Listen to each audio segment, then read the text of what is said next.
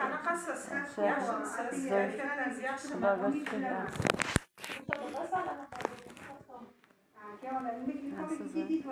Sizni portalingiz bo'yicha yig'ildik. Sizni portalingiz bo'yicha yig'ildik. Shifoxonamiz sizni qabul qilmaganligi to'g'risida. Hozir demak prezident qarori bo'yicha Vazirlar Mahkamasining qarori bor qadamda.